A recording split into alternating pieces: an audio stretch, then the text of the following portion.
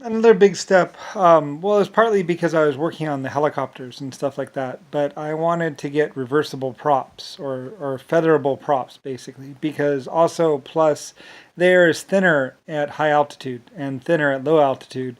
So, having a changeable pitch prop was what I would consider very important and also very very much needed. So I put a necessity, an emphasis on changeable pitch props because being able to you can shorten your landing strip by quite a bit by being able to basically throw the engines in reverse pretty much and basically and like I said, that's partly why there's also reversers on the jet engines as well.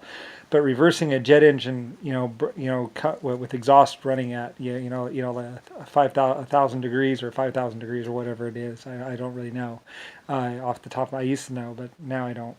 It's been too long. So anyway, but that's also partly. I mean, we also did jet skis and all kinds of stuff. It's Germany basically.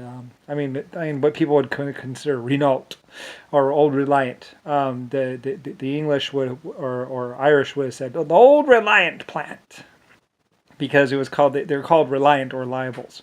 Actually, originally back in the day they were called the Reliables or reliable engines basically because well they're reliable and or reliable. I don't know. I don't really know, but basically that it meant they lasted for a long time. You could run them for a very very long time. Years, generations basically.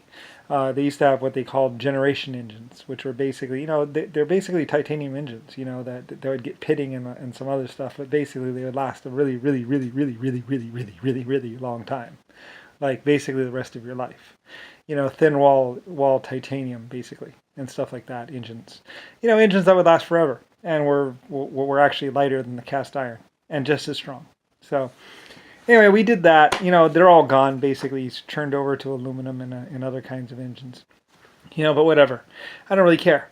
Anyway, though, but basically the reversible props and all that other stuff. When we could finally do them and finally have them so they were reliable and everything else like that. They were really cool. Being able to go and it goes and you land and then you throw those props into reverse and basically it slows and stops the aircraft and like it shortens the runway but by like a third or something like that or 2/3. I don't know.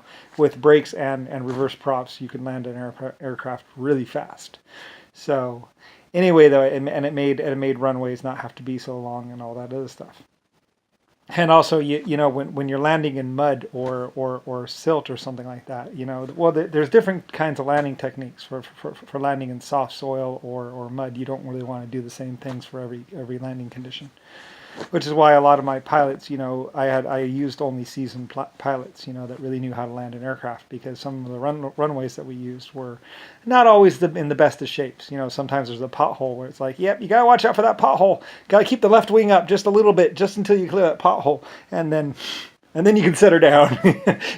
Some of those landing fields were kind of like that, where it's like, watch out for that pothole, because you hit that pothole just right, and it grabs the aircraft, and then the next thing you know, you've broken a landing gear and you're on the ground, and like, what happened, and stuff like that. So, anyway, though, I mean, my pilots knew how to land the aircraft, and basically, it's Lucifer White Star. Basically, yeah, white paint, white. You could tell because we had the whitest color, whitest paint, almost iridescent paint. In fact, at some point, like I said, like I say, I wanted to work on glow in the dark walls. I was like, wouldn't it be cool if the paint could glow? But how could we do that? Anyway, so I had people working on glow in the dark paint and stuff like that. So, and we finally did it. The whitest white. Anyway, yeah. So anyway, whatever. It's Lucifer Star. Anyway, so people would know that. Auschwitz. Auschwitz wasn't a bad place. Not until way, way later when some opium junkies moved in there. But for years it was this huge place, a wonderful place where people paid homage to it and loved it because it was like the first really advanced research facility. And a really nice place. Like I say, they had a swimming pool. Nowadays they say, oh yeah, this was the gas chamber, and it's like, no, that was a swimming pool. And stuff like that. You weren't there. I designed it and I built it. Like we spared no expense for any of it. and the houses were heated. They even had stoves. I had a lot of pride in that place. It broke my heart to have people say that that was such a horrible place. Absolutely broke my heart. Like I say, because I spent a lot of my own money to build those places, and directed people and paid for them, and then to have people say that they were horrible places, it's like, no, like they were wonderful places. People loved being there. People wanted to be my Auschwitz sites. They loved my facilities. They were the best. Free clothes, free food. All you had to do was work like 6 hours a day and stuff like that. They loved it there. And they even walked away with money. So, if they complained about anything, it wasn't that, it was the fact that they couldn't stay there. There was alcohol, there was everything. Everything was provided. And even the Germans would say everything was provided in those sites. Like they had movie night, they had plays, they had music, they had orchestra, they made chairs. They were rich.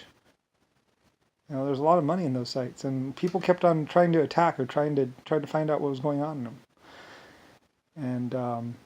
And everyone, and there were 2 radios in every place. There was even like a civilian underground radio.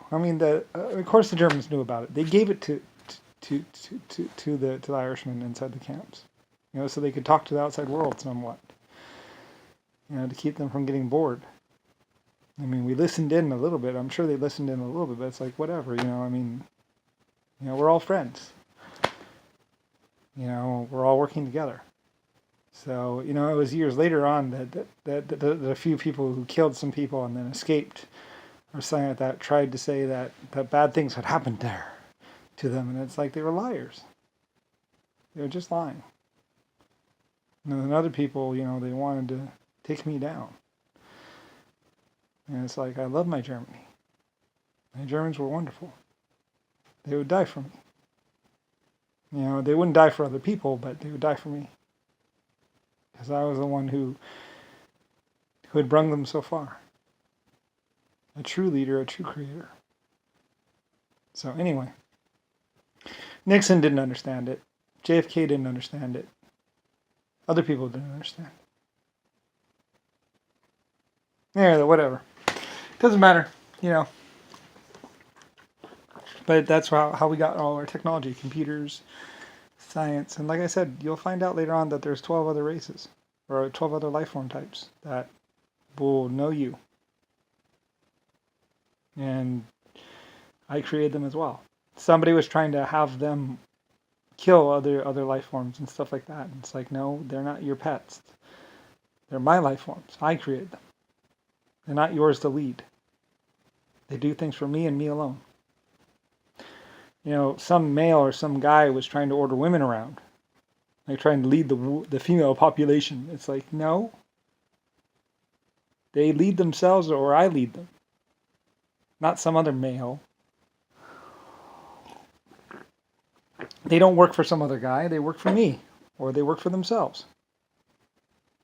So, anyway, hands off. I basically said that. I was like, who the fuck does this other guy think he is? And whatever. Probably somebody like Zachary. Yeah, get out the gun, Zachary. Pull down. Yeah, man. Pull down their panties with the gun. Yeah, it's hot and sexy. Fuck you, Bill Gates. That's all I gotta say. I know what you did. And a little 15-year-old with the gun going to some scared women. I think he even pulled the trigger on one of them.